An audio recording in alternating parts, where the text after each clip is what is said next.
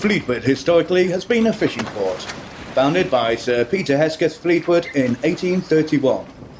A thriving industry which kept townsfolk in a comfortable living for many years. From fishermen to landlords and prostitutes to smugglers. In fact, it wasn't until the decline and near decimation of the industry in the late 80s due to restricted fishing in the Atlantic Ocean. Following are the earliest archived newsreels we could find. Like most cities and towns across the globe, drugs and alcohol use became prevalent and problematic within society.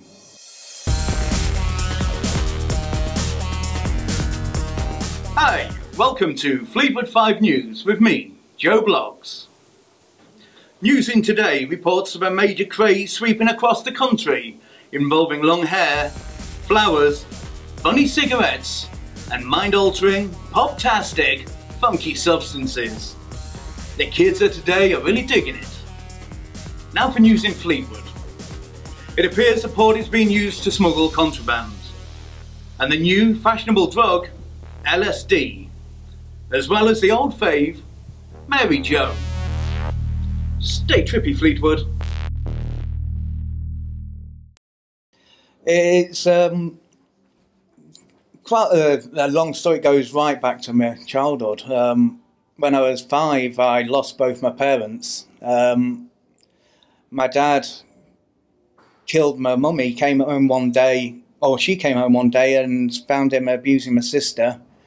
And he pushed her out the way, however it happened, and killed her.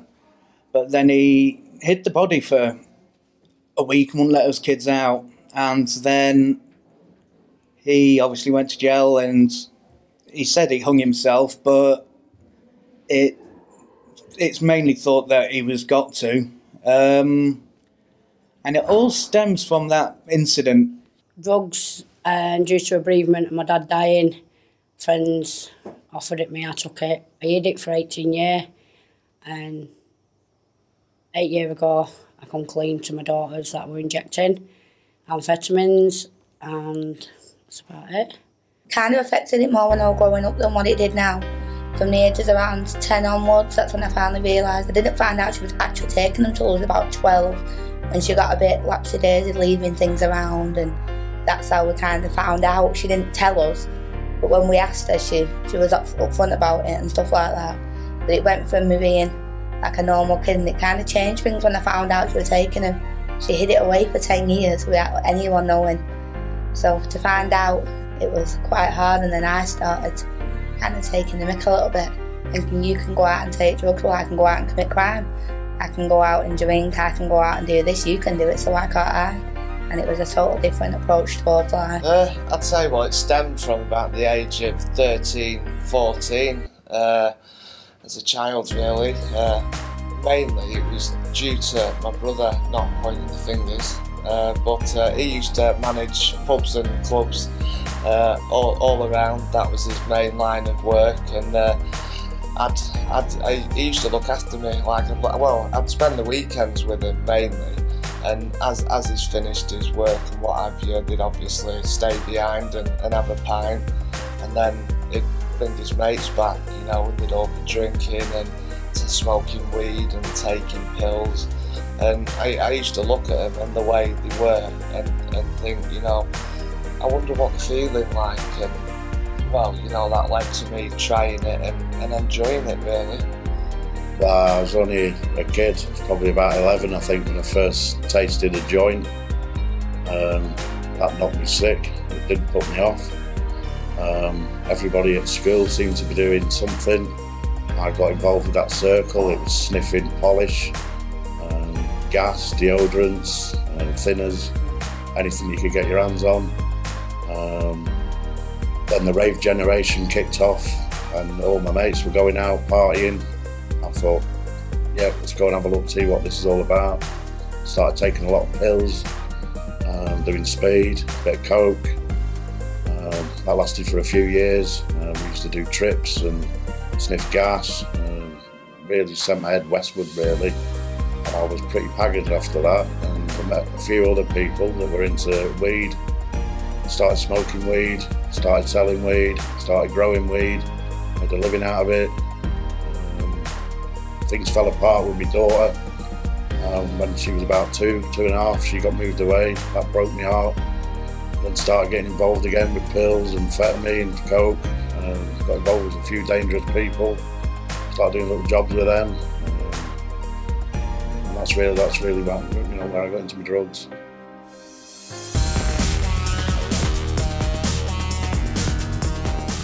Hi, welcome to Fleetwood 5 News with me, Joe Blogs. Glam rock swept the nation, with artists like Bowie and Glitter taking the world by storm. Cosmic dudes. News in Fleetwood. It seems LSD has taken hold and is a cosmic force for many. The darker side seems to have introduced heroin again. Not since Sherlock Holmes has it been so popular. Elementary dudes. Stay trippy, Fleetwood. It's affected my life. Mother and my daughter's scared to death of me because of the people that I used to knock around with, so she took my kid away from me. It's affected my family life. They wouldn't talk to me for years because of where I was. My health issues. My liver doesn't work very well. My lungs are absolutely smashed to bits. Physical abilities. You know, I used to be a sportsman as a kid, and I couldn't even run 100 yards now. I mean, they've obviously took a toll on my health. I know for a fact that my kidney function's down and other things like that, but it's mainly been my mental health it's took the main toll on. I'm bipolar now. Although that's just been diagnosed a couple of years ago.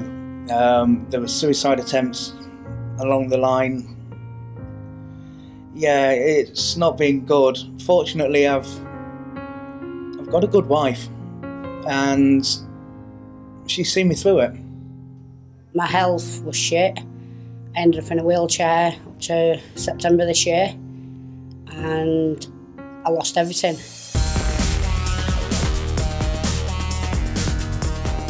Welcome to Fleetwood 5 News with me, Joe Blogs.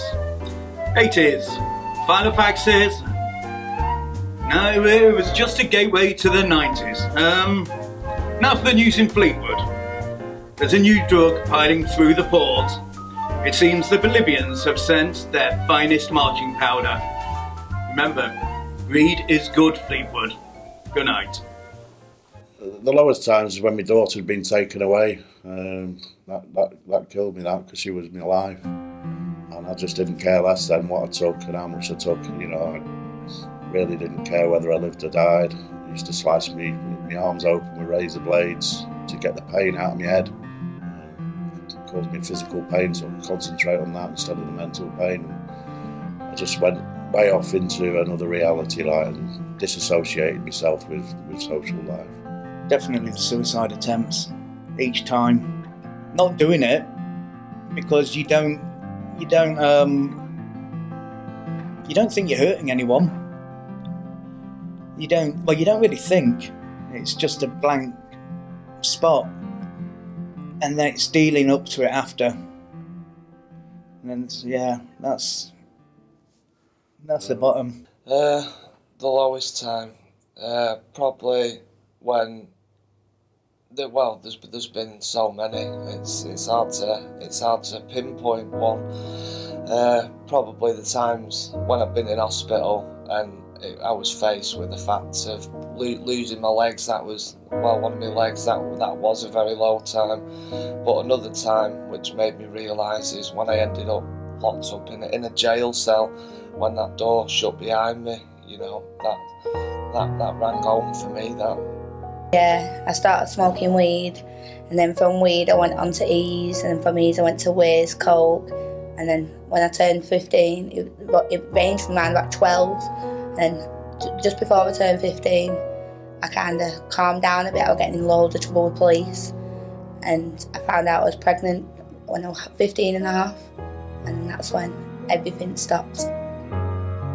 Suicide, self-harming, overdose, and losing my family. Now I've got my family back, I've got everything to look forward to and help other people in my situation.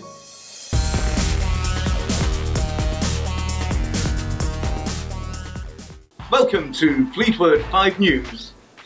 As seed, no plant fertiliser here, £15 an E, but you was toasted. Even the old bill are getting hugged by kids with their disco eyes.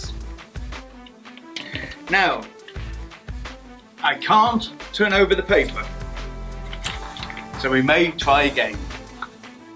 Acid, no plant fertiliser here, £15 an E, but you was toasted. Even the old bill are getting hugged by kids with disco eyes. Now for news in Fleetwood. Ecstasy is the new kid in town. Glow sticks, white gloves, and a side serving of whiz, and the whole town is buzzing. Stay trippy, Fleetwood.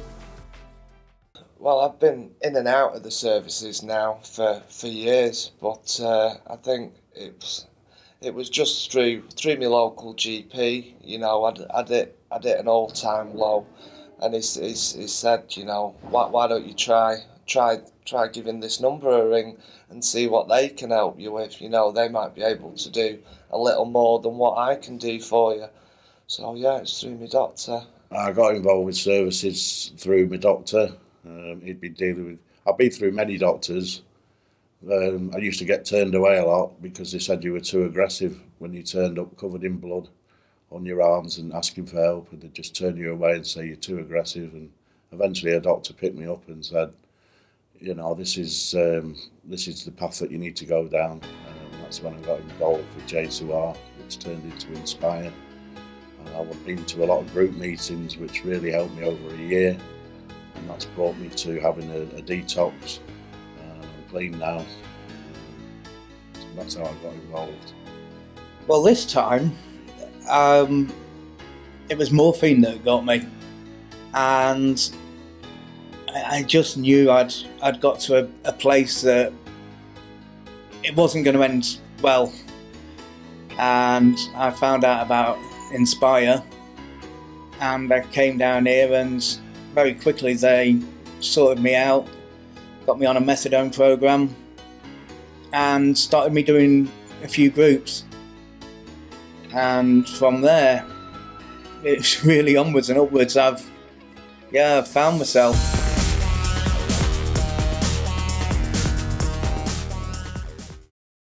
Hi, welcome to Fleetwood 5 News with me, Joe Blogs. Well, the fun wasn't free.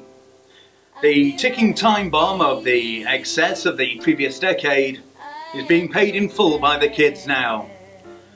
Fortunately, there is help for them in the shape of CRI and other services. Now for news in Fleetwood. There's been an explosion of synthetic drugs, which are doing harm because they are classed as legal highs. The old favourites such as alcohol, heroin, cocaine, amphetamines and marijuana and ecstasy are all still lurking freely, and there are still too many addicted to them. Stay in recovery, Fleetwood. It's all good for the future now. I'm addressing absolutely everything. Things that should never have took 35 years to be sorted are now being sorted. And yeah, I'm not going to relapse. I'm there. I hope. Well, I think I'm going to try and get in a position where I can help others now. I'm taking so much out of the service, and it's given so much to me, that I'm pretty sure that I can help others somewhere along the line. Just to keep moving forward, you know, and not dwelling on the past, not looking back all the time, and possibly, you know, restart a new career and maybe give someone else the help which I've been given, you know, pass some on a little bit to someone who was or is where I was. To help other people that's got similar problems to what I've got, either in young children from 13 onwards, and to be a drug worker, sort them out. Got better, she's more caring. She's more of a mum. There's more time there for us now than what there was. There was nothing there. It was like, oh, well, I've got my drugs, I'm all right, you go and do whatever you want to do.